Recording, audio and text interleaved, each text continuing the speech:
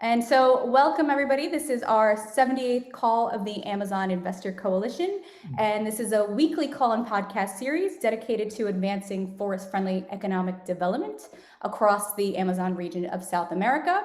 And we are supported by Nexus, the Global Governance Philanthropy Network, and a coalition of other organizations as well.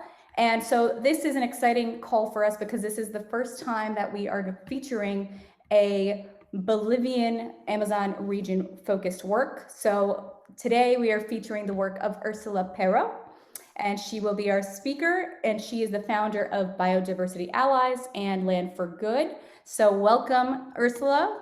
Excited to have you. Thank you. Thank you. Nice to see you all. I'm going to be very fast. There's a lot of numbers, so please be patient with me. Thank you. And no need to rush. But welcome to put your presentation on. If you have the ability to share the screen.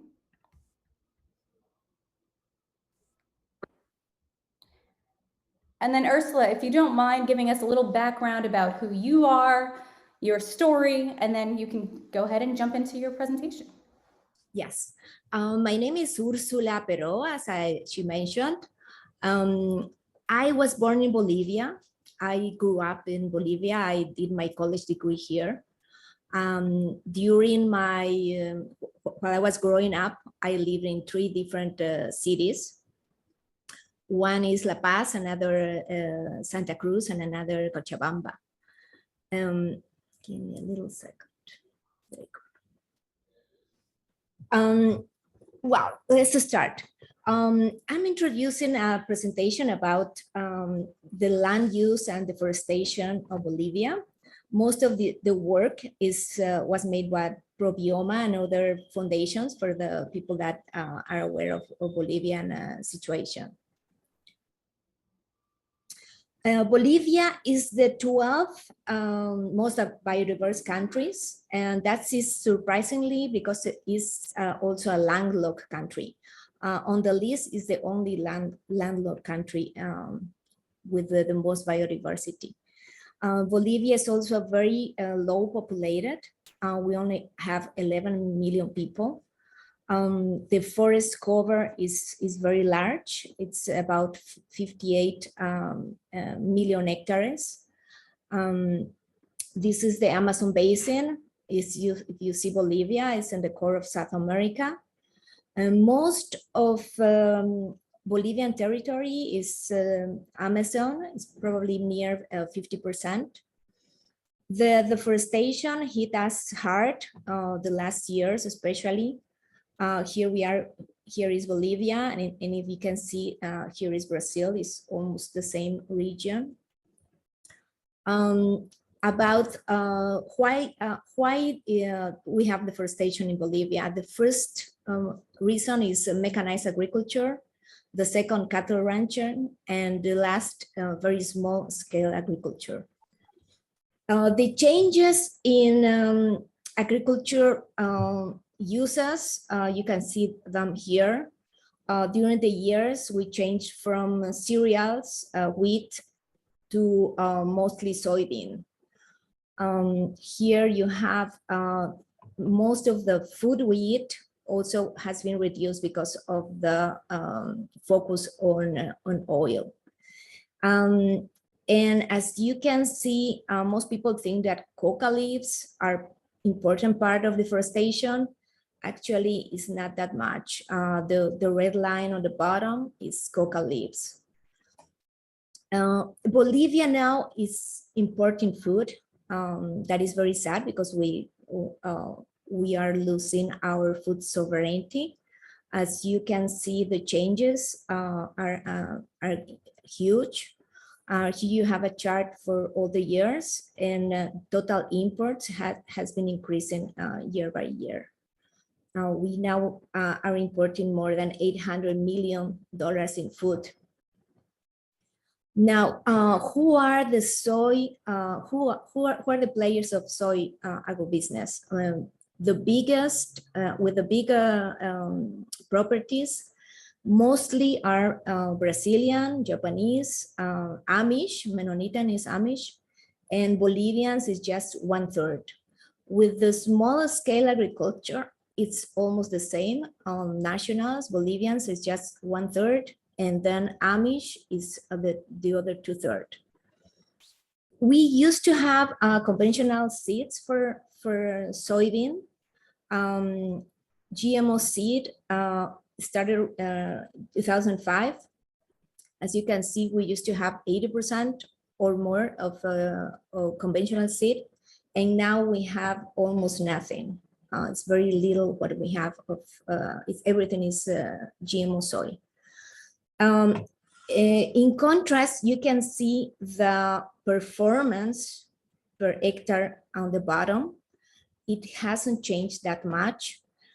Before I mentioned that GMO soybean has been introduced on 2004, 2005. If you can see, we even had a better performance year with the conventional soybean. What has changed is the import of agrochemicals per hectare, and it increased exponentially during the years. So now Bolivia has copied exactly what's happening with Argentina and Brazil. Mostly is GMO seeds, big trucks, chemicals. We depend on the Chicago trade for the prices. Is exactly the copy. What are the impacts of agribusiness in Bolivia? Besides pollution, water pollution, and the rest, the most important is deforestation. This is a picture of 1975, the lowlands, and then you can see how it increased during the years. This is the last ones.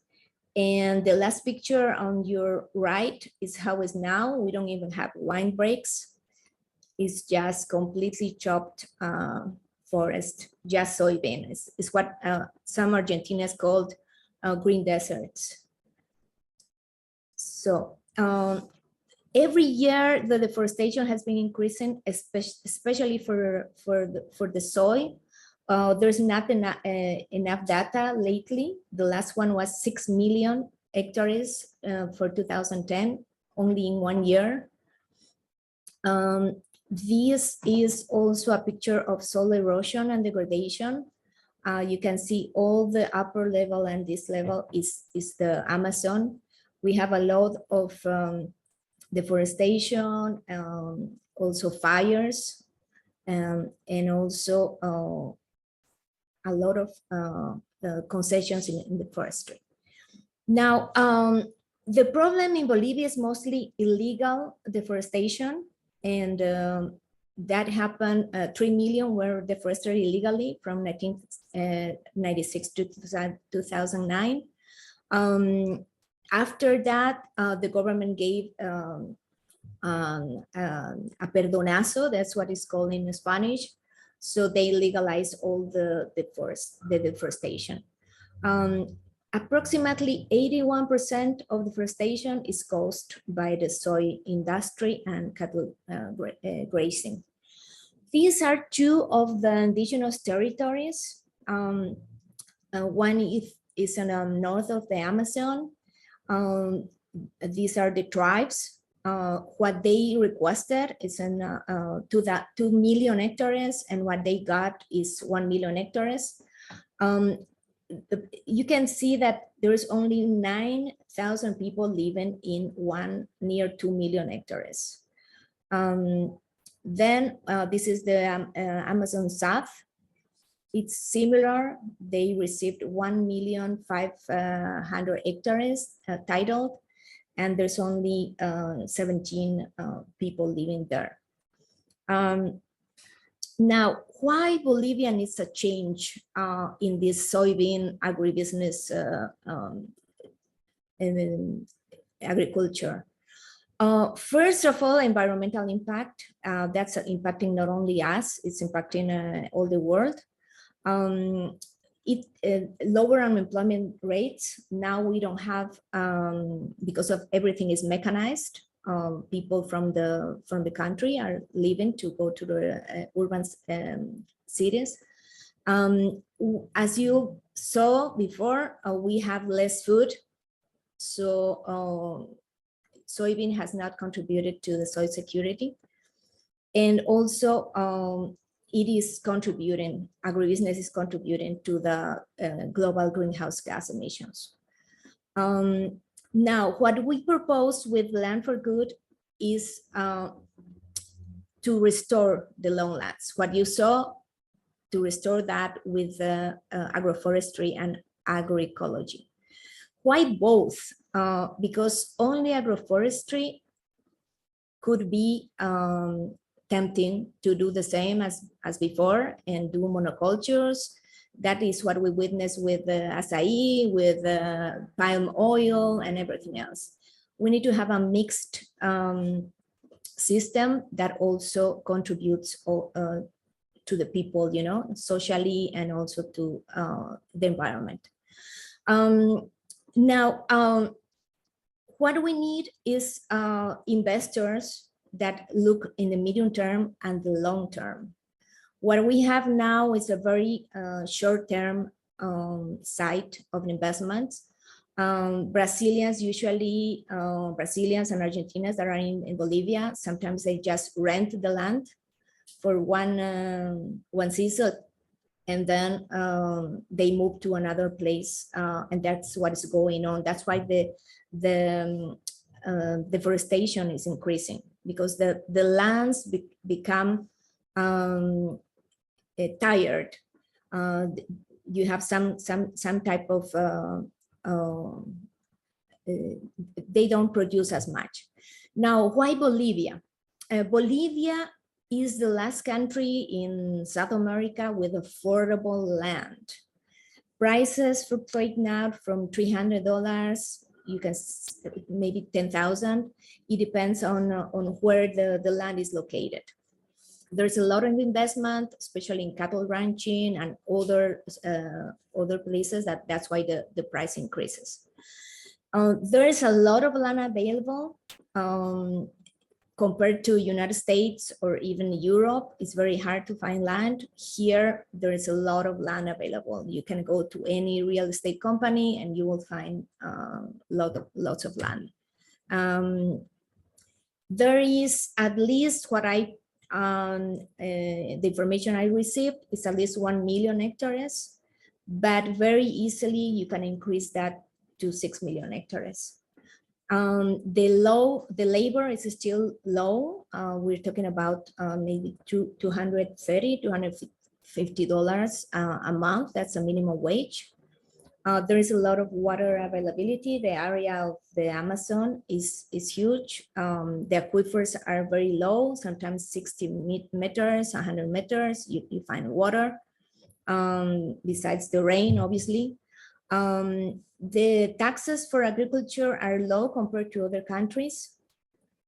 And then if the focus with the land is to produce superfoods, that is a mix of tropical fruits, there's not any problem with there's no restriction to export. Bolivia does have restrictions to exports in terms of sugar, sometimes rice, corn, so there are some restrictions of some commodities. Now, land portfolios, I'm thinking about a minimum of 100,000 hectares. That is mostly to scale, and the land I saw it's 3,000 hectares or more. Some properties are even 12,000 or more hectares. All the properties I saw are in Santa Cruz and Beni. I only search for those areas. The land I'm talking about is just agribusiness, the kind of property you saw before. There's no forest. It's already developed, so we are not touching at all indigenous or community land. I already built a team with environmental non-profits working in Bolivia. One of them is it's a probioma. And I've been working with data and other information. It's important to have real estate brokers and intermediaries because you have to be very careful with land ownership and titles. So you need someone to review everything. We need I'm planning that all the produce has to be organic certified. So we have organic certified consultants. We have food processing. I'm not going only, my idea is not just producing. You also need to process the food, but added value to the food. And also I have environmental consulting companies, some agroforestry professionals, organic producers, and also obviously fundraising consultants. Post-acquisition, the first stage is the acquisition. Post-acquisition, we will do a climate assessment with all the team I mentioned, soil assessment, and obviously we have to evaluate case by case, depending on the soil test and climate assessment, what plants will go there. It was the rainforest, so it could be anything that similar to what it was before, palms, big trees, etc. Now we have to look the demand. There's a lot of demand. You only have to go to Amazon.com and other eBay and search for the demand.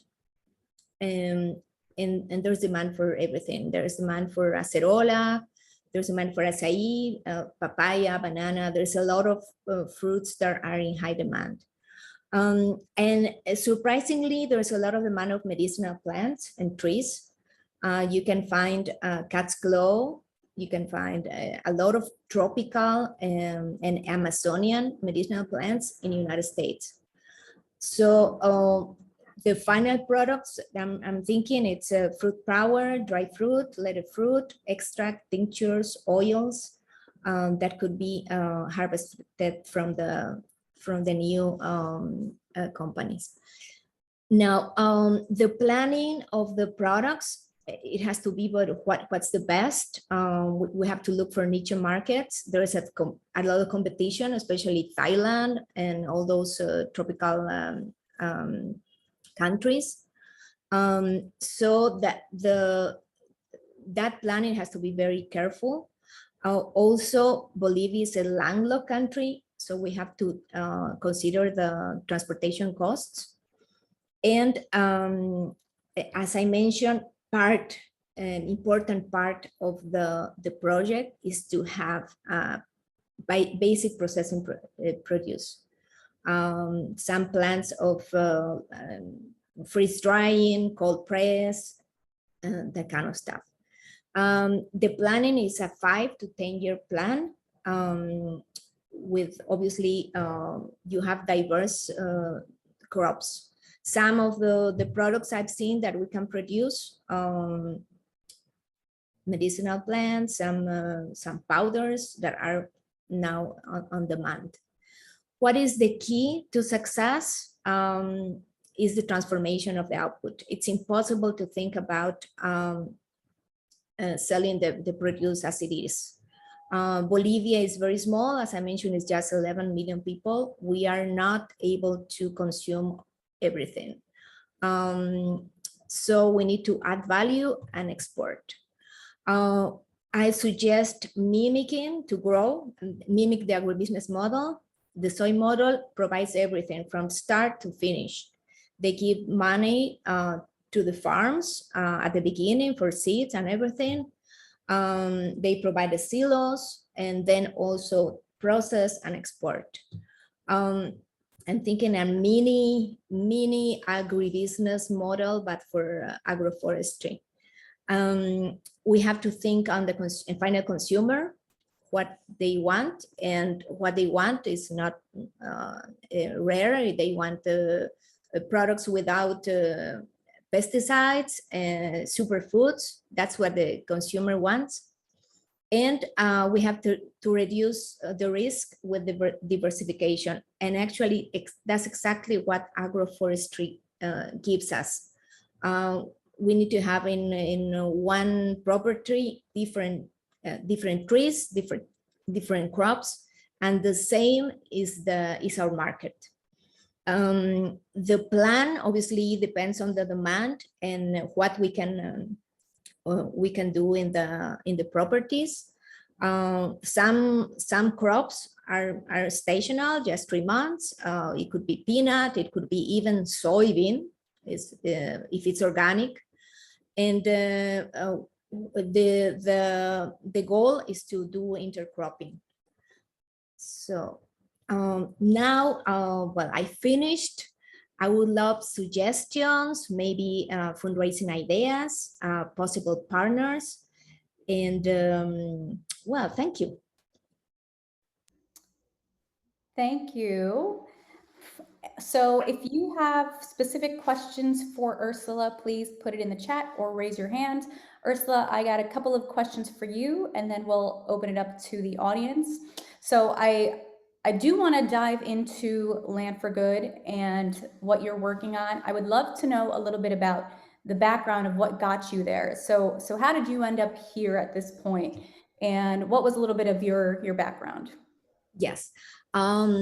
Well, my background is mostly in business, but my family had a farm, 1,000-hectare farm. We used to have all that thing, soybean and the rest. So I know how it is, how the system works. I was working mostly in finance, but environment was always in my soul. So what I did a master's degree in non-for-profit, and then I haven't finished, but I started a master's degree in agroecology.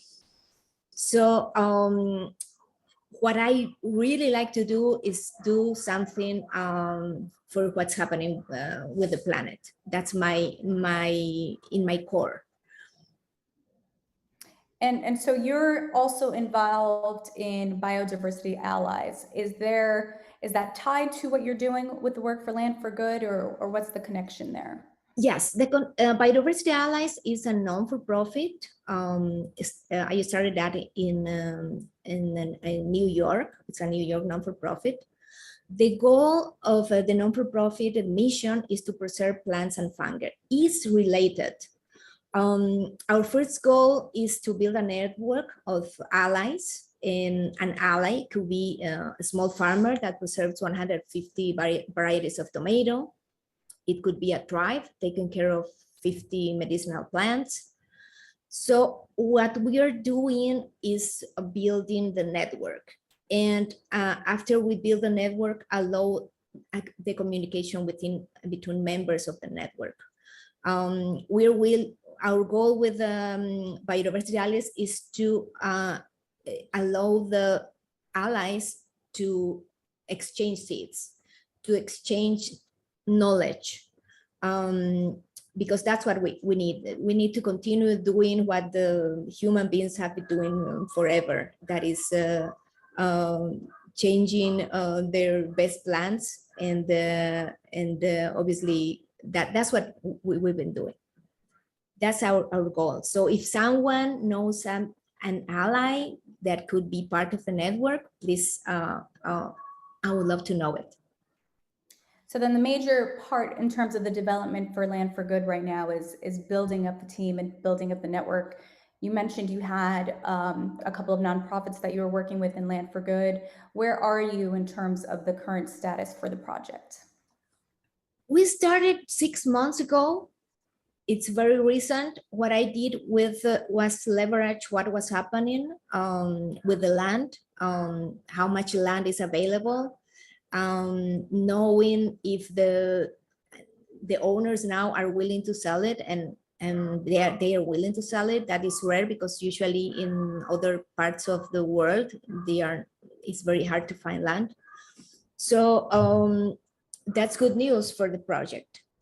So now I built a small team of people, especially with realtors, and also some agroforestry professionals, and also did some research regarding how are we going to export the goods, and some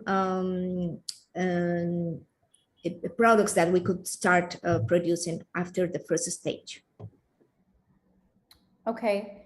And you mentioned Santa Cruz and Belize as one of the areas to start with first.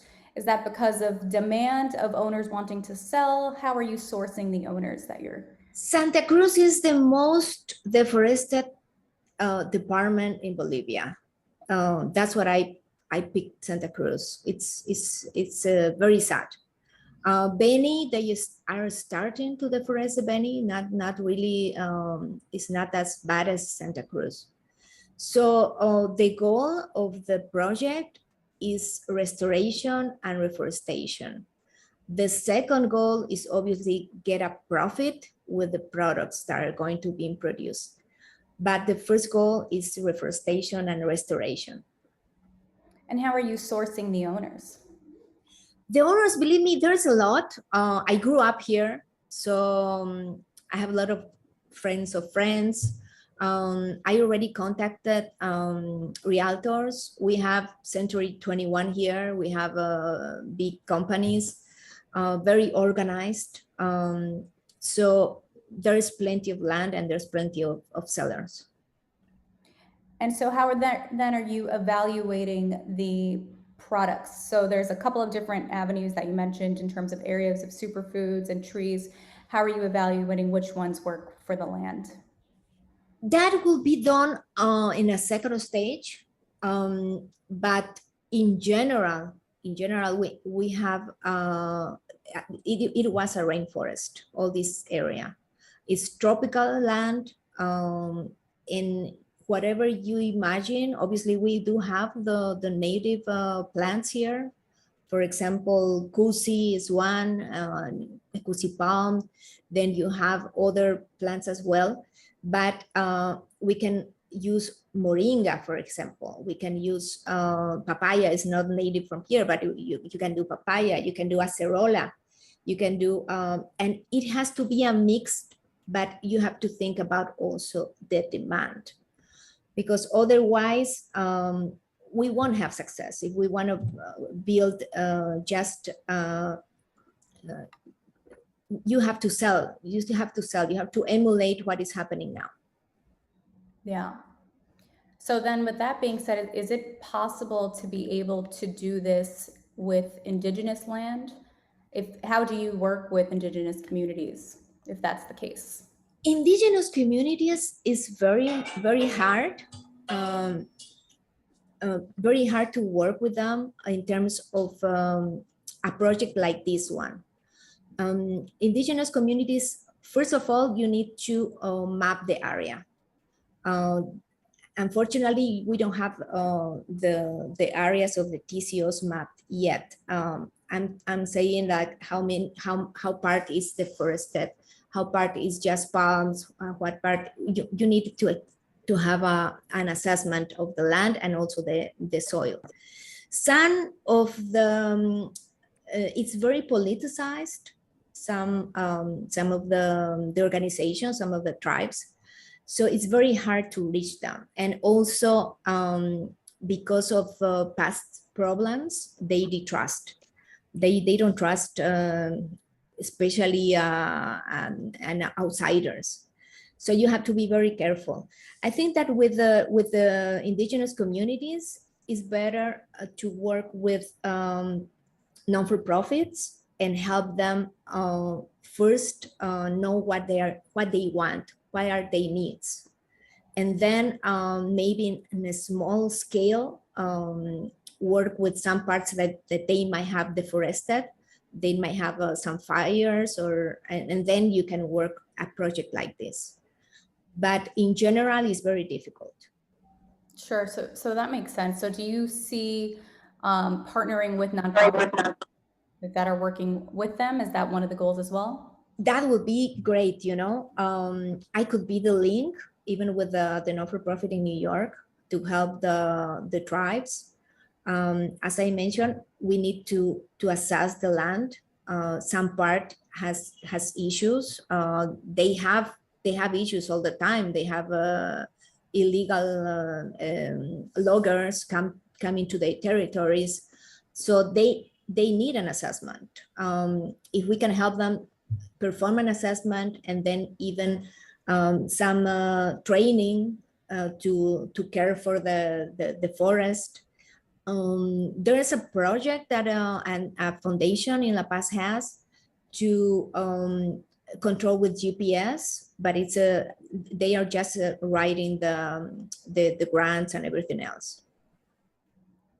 Got it. And so thank you. And I'm going to open up to the rest of the audience. If you guys have questions, Andrea, I see a question from you. How is the indigenous land titling in Bolivia? And if you want to just answer that, and Andrea, if you have another question, go ahead. Yeah,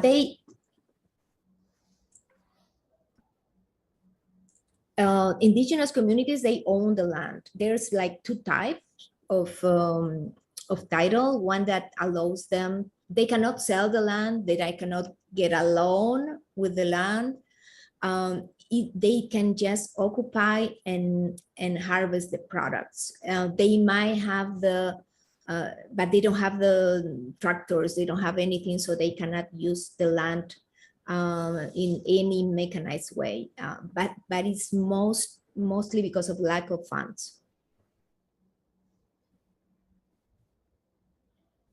Thank you. So I was wondering if the indigenous community, they have more, most of the land is titled to them. If it is the case, if there is any gap in conserve those lands, or if they need titling of some areas, more like this. It's the titling is very recent. If you see, well, I'm going to share the PowerPoint. The area they requested is almost double, and what they received is like half the land. And obviously the land that is they stolen from them, that's the reality, was given to other people, especially agribusiness or maybe other communities, but are not natives. So what they need is help to preserve their land. They want to do it, but they don't have the resources. They don't have the knowledge. They don't have the resources. They don't have, most of them, they don't even have cars. So how can they do it? It's impossible. So that's the help they need to help. I don't think there's as bad as what's happening in Brazil, but here they don't have the resources to protect their land. And just another last question. As soon as this area is like titled to the indigenous communities, it can be any exploitation in the area, like such as mining. It's blocked mining or not? Unfortunately, yes. There are some, not in the Amazon, north or south, but I've seen other TCOs that they have, let's say that the land given is 200,000 hectares, but 10,000 hectares is for an oil company, or maybe 5,000 it's for mining. Okay. That's happening. So yeah. The subsurface is still it's in the hands of the state. The subsurface. Yes, okay. In some way. Obviously, okay. If they could have a legal aid, an attorney or someone, some environment groups that could help them test the water and everything else, you could have some kind of control on the territory, but not now. Okay, thank you. And I'm just going to invite the next person. If you have a question, you can unmute yourself, just introduce yourself quickly and go ahead and ask your question. So I'm next. Hi, Ursula. Danielle Rappaport here. I'm with the Amazon Investor Coalition. Hearing your story completely charged me up. Thank you. So your knowledge and your vision is really inspiring and spot on. My question is, have you had any conversations with buyers to set up long-term purchase contracts that can help kind of catalyze this transition that you're kind of setting out for us here? Like blended farming. Yeah, I had informal conversations, and what I realized, because I used to sell gold in New York, so that was my job for 7 years. I used to be a precious metal dealer, completely different of what I'm doing now. The type of investor that could be attracted to this project, it has to be a medium or large. Small investors get frightened about the news with Bolivia. They don't have a space or maneuver or enough money to lose. They are afraid. If you see the data,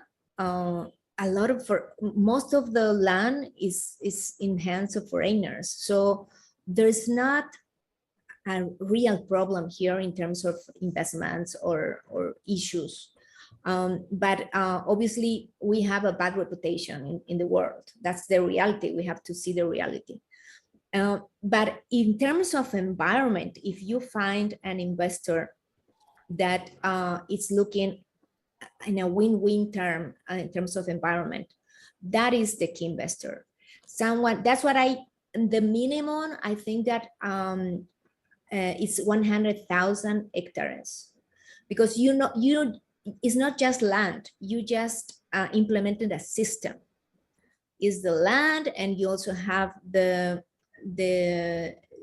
little factories that accompany the land, and the exportation. We are emulating exactly agribusiness, but for good. That's what the project is, land for good. I just have one follow-on question. Thank you, Ursula.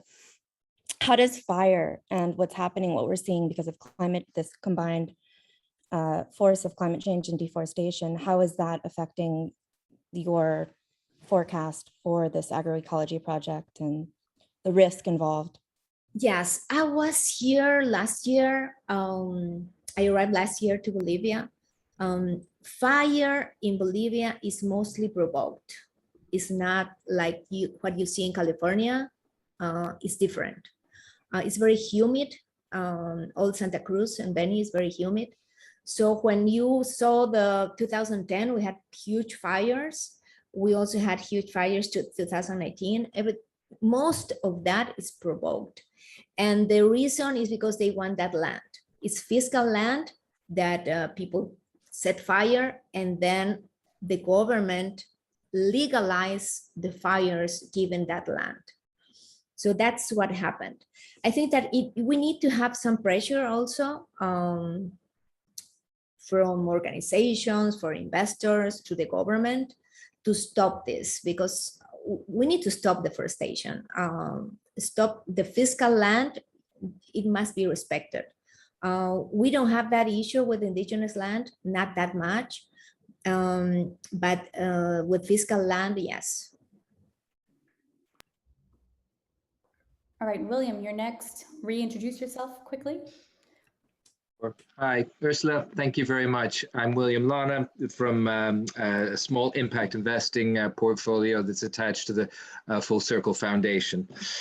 Really love the idea of taking some degraded land and using agroforestry to breathe life into it. I'm based in Totnes in the UK, so my neighbor is Martin Crawford. So agroforestry just runs through this town. So that's really good to hear and really exciting.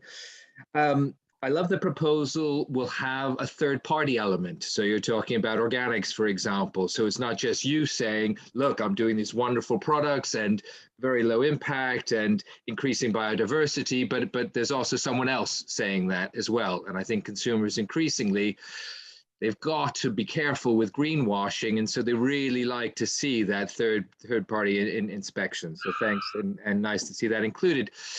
I guess what I'm interested in is the timescales that you expect, because to take degraded land, and of course there are different levels of degradation, but it's going to be in pretty bad shape looking at those pictures, and to produce some fantastic superfruit crops using agroforestry, it might take 10 to 15 years. So I'm wondering what your thinking is around that.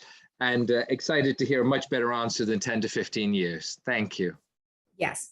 Well, you have short-term crops. It could be peanuts. It could be even organic or conventional soybean. And then the trees, obviously, you need 3 years or more, maybe papaya less. I'm also a gardener. I garden myself, and I used to have a small property. Here it's Pailon, it's called the area. Very close to that plot that I saw you last. It was surprisingly in 8 years, in only 20 hectares, we had more than 4,000 trees. Moringa, papaya, then you have a passion fruit. Passion fruit is very short-term crop. And obviously that's that's what you need the assessment. It depends on the property, because some you have some parts that are inundated, some parts that are higher. Then the higher parts that you need a drier land, you will plant pitahaya. Then there's a lot of there's a variety that you can have there. Acerola, you can start producing the 3rd year. It's very, and you buy, nurseries have now, nurseries in Bolivia have plants that are 3 years old that are already producing. So you can, in very short, I'm not going to say 3 years, 3 years for probably the first harvest. But then you can have peanuts. Peanuts, and also all the pulses. It's just one season, and you improve the soil fertility. Lentils, it has to be a mix. Great, super. Thank you very much. Yeah. Jacqueline, you're up. Introduce yourself. Hi, Ursula. How's it going? My name is Jacqueline. I'm actually based in New York at the moment, so you're missing Nice. a glorious New York day. I'm actually one of the senior associates here at Capital for Climate. I was just really interested in what are the kinds of returns you're expecting, from implementing these agroforestry projects, and also how much does restoration cost per hectare compared, in the Bolivian Amazon compared to Brazil. I think I spoke to a couple of people and for restoration in the Brazilian Amazon, and they were actually quoting something ridiculous like 15 to 25K per hectare, reais, sorry. So it's about 3,000 to about 5,000 per hectare for restoration. So, it's a pretty hefty effort, especially, when you're looking at, what were you looking at, 10,000 hectares of restoration or so. So I was just very interested in that. And also, like, in terms of like implementing a lot of these agroforestry systems, I know it's pretty complex depending on how many plants you're actually putting in. And one of the huge barriers that many people were talking about in terms of like scale is actually the technical assistance that you need, right? So how is that implemented into this project as well? Yes, the technical assistant is accompanying the product from the start to finish, ongoing. That's why it's important it's a business. That's what the key of success of this project is, because it's a business. Otherwise, if we are going to rely on donations, it's not sustainable. And that's exactly what we are trying to do. Regarding the prices, it depends on the property. As you mentioned, it could cost anything from 600, 1,000 per hectare to 10,000. And also that is also a key decision making at the beginning. If you have a lot of properties, obviously you're going to purchase the ones that require less investment compared to the ones that are more in a awful state of the certification. In general terms, the land is still producing 2-3 tons of soybean per hectare. So it's not bad.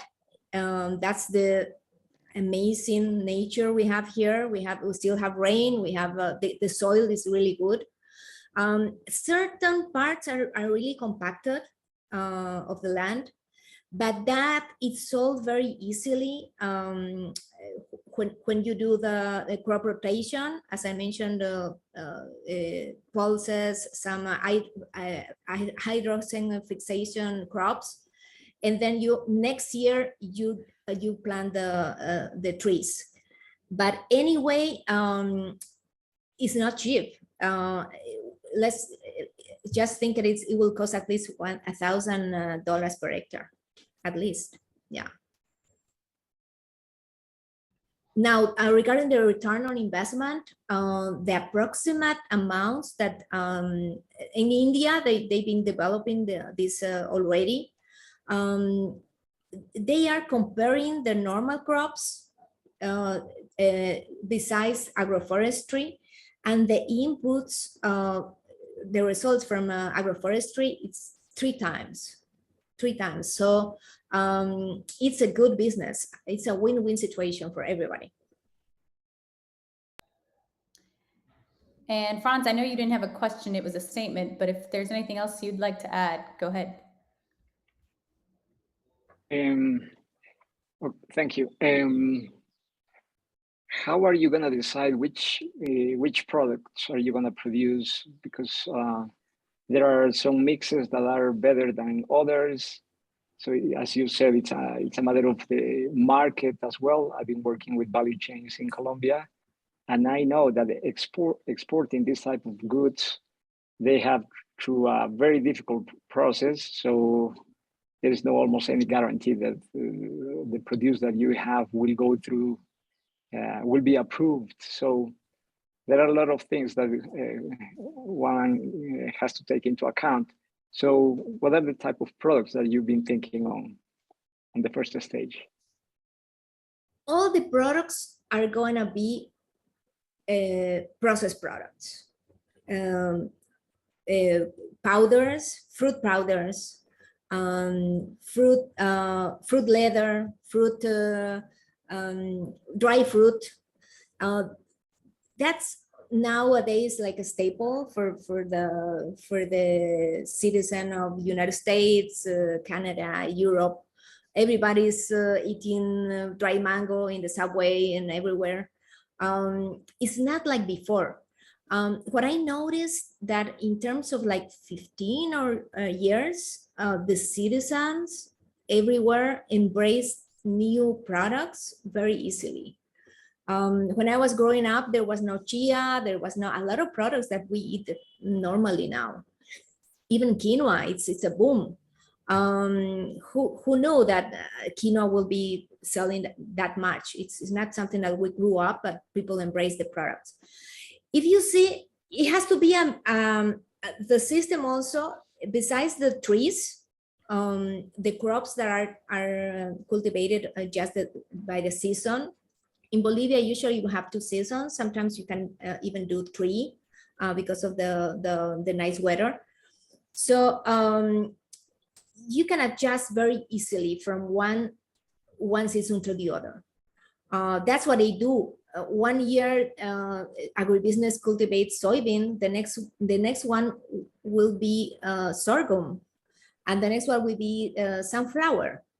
So that's what they do. They adjust, and also they plan taking in consideration the prices.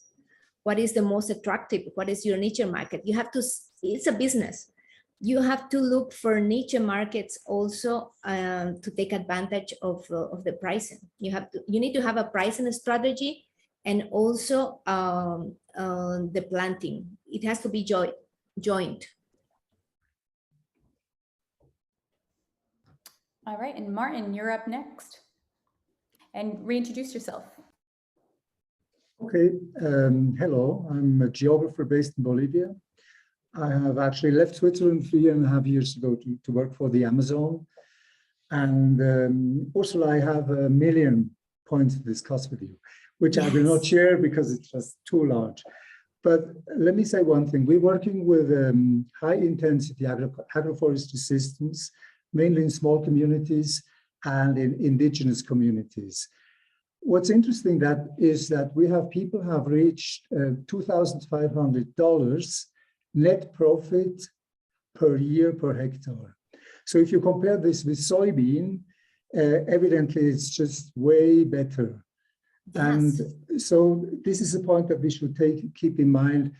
I think there is a availability of experiences in small-scale agriculture, but we lack experiences in large farming environments.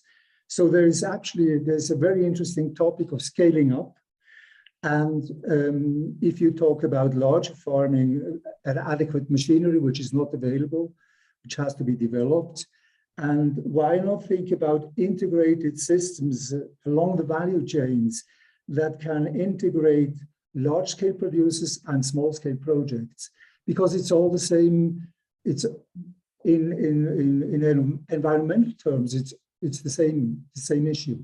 We have to rebuild land, we have to protect forests, we have to create sustainable systems that are highly productive so we don't have to cut into the forests anymore. And this is highly questionable because I think we have not been talking about government policies so far. This is completely contradictory because Bolivia has a constitution that honors Mother Earth.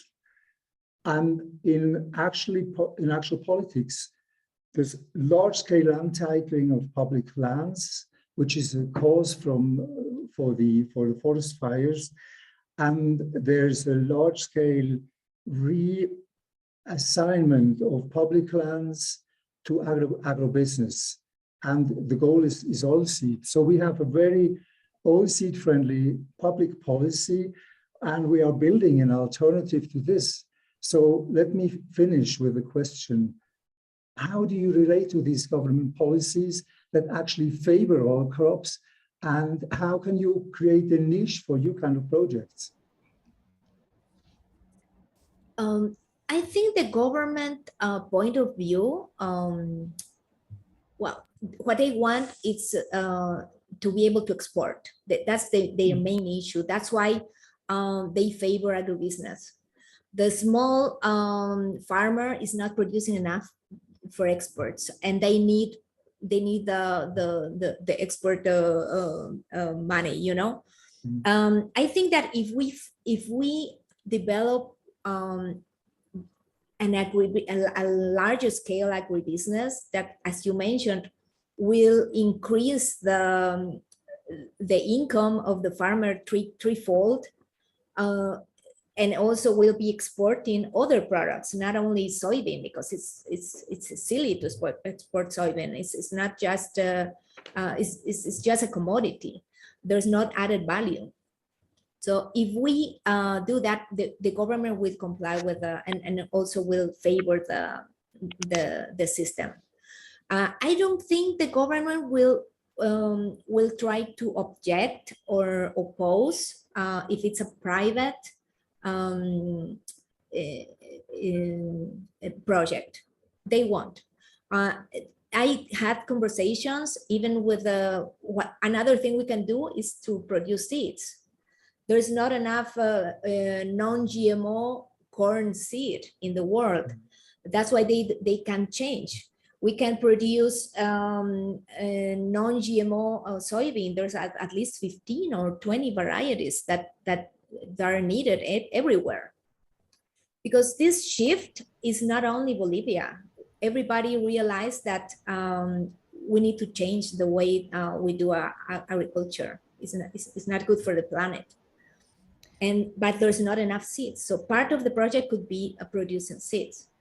Well, I would love to talk to you more about your experience and everything else. Send me the coordinates. Yes. Yeah.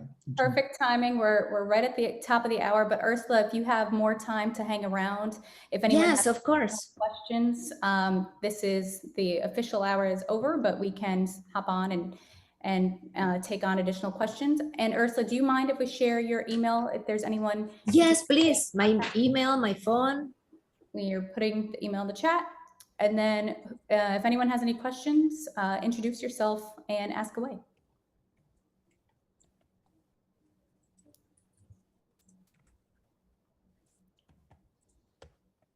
Or if there's any.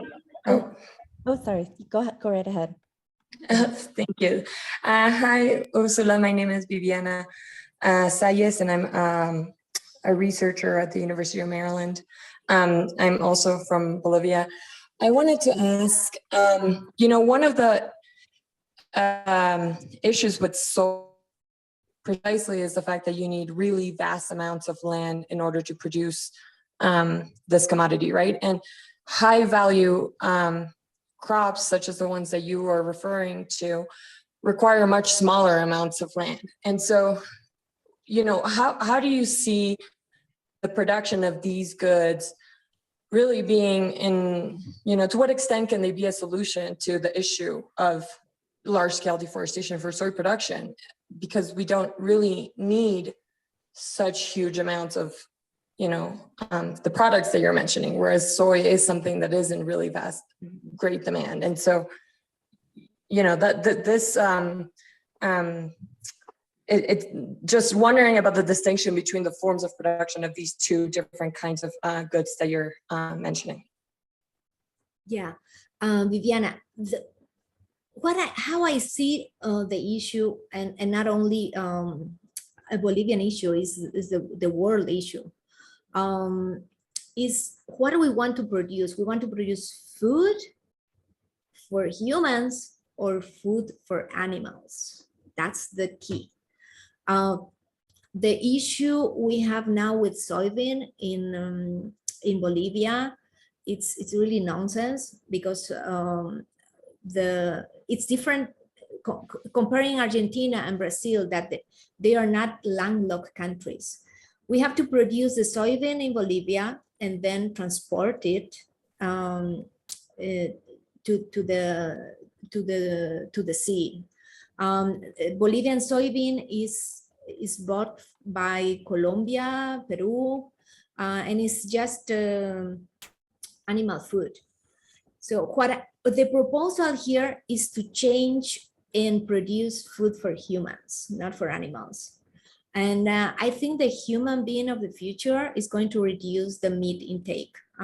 That's for sure, because it's not healthy to eat that much meat, the amount we are eating. Not healthy for ourselves, not healthy for the planet. And that's an issue we have to touch. And if you see the statistics, meat consumption is diminishing. So there's a lot of demand of food. Even if you if you harvest non-GMO soybean, there is a high demand.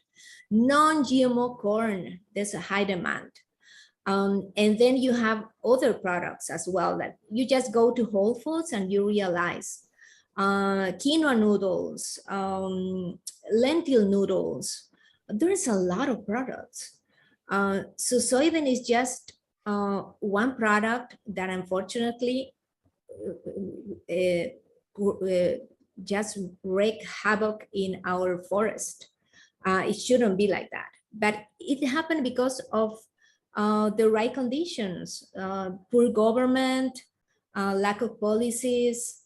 It's a mix of the situation, because other countries, look at India, they produce a diverse products. You just have to go to Whole Foods and see how much diverse is the Indian products. And Bolivia has an opportunity, even with the native products. We have special beans. There's a little white bean that probably, I don't remember, it's chuchu smoothie, something like that. It's a super special being that we can produce. And that's just an example.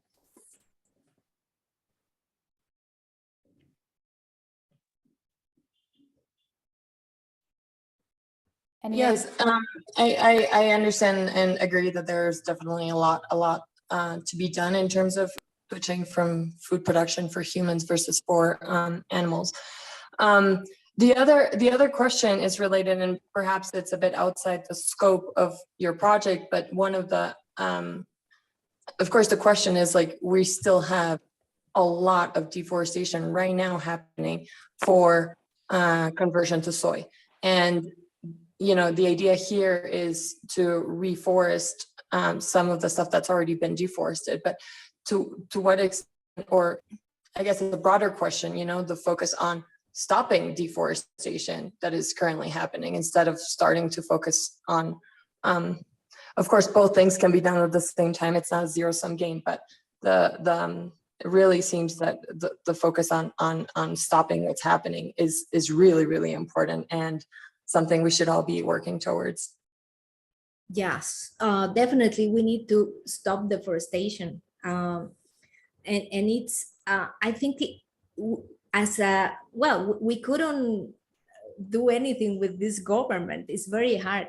The problem is that citizens, they participate very small, in very small numbers. Bolivians, you know what's happening here in Bolivia. The grassroots movements we have, it's about non-GMO. We have like 16,000 people on, it's a Yo no quiero transgénicos in Bolivia. We've been fighting the deforestation and GMO for long. I also talked about GMO soybean, but we have GMO everything. We have corn everywhere, and it's forbidden by law. So in some way, we need to protest. That's the only way the government, Bolivian government, hears. And we also need to control more our INRA, that is the government, and the governmental department of land. We need to do a better control of citizens, you know, citizens, and also non-for-profits.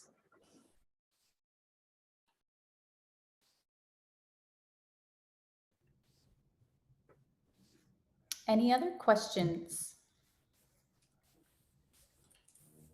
Or anything else anyone would like to share?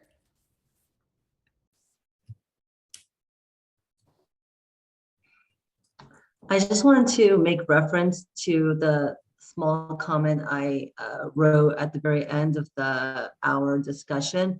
We had a similar kind of talk, maybe it was a month ago or so, with a company called Terraformation, and they're obviously focused on reforestation, and their main focus is actually on creating seed banks and on the exchange of seeds. So if you're currently looking at that, then you should go and reach out to him. I don't have his first name up off the top of my head, but if somebody could bring his first name up, that would be great. But anyway, it's Terraformation. I'm pretty sure it's terraformation.com. And anyway, Yeah, we said we were going to make the Thank you. introduction for him. And then separately, going back to the comment which I had made, there are lots of great ways to kind of fund, you know, your sorts of projects, and it's very exciting actually, because I mean, I have a project finance background, and given that you used to trade in gold, it's not the same thing, but you know, gold projects, everyone uses project finance structures to fund such projects. So given that you're kind of trading in it, you probably do know these kind of finance structures. And so recently there was a project finance deal which came out led by BNP Paribas, and it's, you know, funding rubber, financing rubber. And so the kind of early construction phase was the kind of planting phase, which, you know, takes a few years. And you were saying some of your plants take about 4 years. And then afterwards is the harvesting phase. And then Michelin was the main off-taker, you know. Yeah. So actually it was very exciting because it's very, very similar to what you would want to do. Yeah, and rubber, as you mentioned, was part of the Bolivian Amazon. There you go. Yes. So Yes. you absolutely, you should check out those two links, because actually I mean, it's exciting in the sense that it's kind of in the relatively new asset class, well, relatively new asset class for a kind of more classic funders like BNP and so forth. But the structure is not new. It's a very classic project finance structure. The only difference is you have DFIs involved, but that's not that different. I mean, the World Bank and the IDB, they have been doing such project finance deals for decades. So it actually has been tried and true. So anyway, I'm just very excited. I just want to tell you thank you for kind of giving me those links, Danielle, earlier. Thanks. Yeah, absolutely. Ursula, can you remind me what the footprint of the land that you're trying to restore is? And do you have a deck that you can we can send around and about your project? Of course. I'm planning the first, it's 100,000 hectares.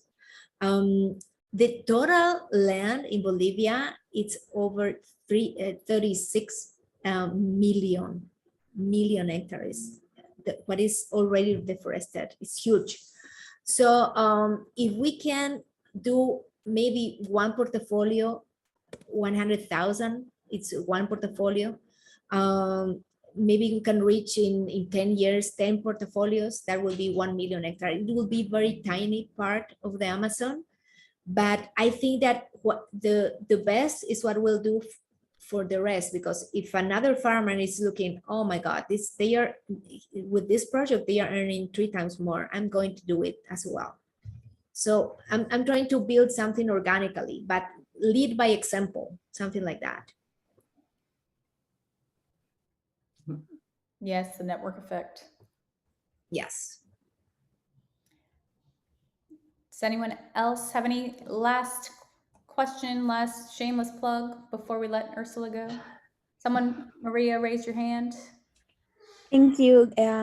Hello, everyone, and I'm sorry I joined a little late through the conversation. My name is Maria Belén Duran, and I work for the Amazon Sustainable Landscape Program that is implemented by the World Bank and financed by the GEF. This is a regional project that includes 7 of the 8 Amazon countries. And in the second phase, of course, we're including Bolivia as an ally and with a national project. It was just a quick question. Do you maybe have and could share a link for the Land for Good work and what you're doing, Ursula? Because I found very interesting to learn a little bit more and to maybe explore some work that we could do together, since our regional project is going to work in some of the value change and bioeconomy, as we said it in Latin America. It's a very used terminology, and see how we could work together in order to, of course, include not only Bolivia and the work that you've been doing there, but also to include the other countries that we work with right now. Of course, our counterparts within the countries are the governments, the ministries of environment. So yeah, I would really appreciate that if you could share with. Sure, Maria. Thanks for telling me. Yeah, go ahead. I was just going to say, Maria, if you can add your email to the chat so she can share it with you directly. Great. Yes. Go ahead, Ursula. Yeah, Maria, I talked with some of the majors of the indigenous towns here, And they all are willing to have some project with a bigger project of the reforestation or food produce. There's a lot to do here because pretty much Bolivian government, they are not doing anything. So there's a very fertile area to work directly with local majors, a lot of small towns with a small project.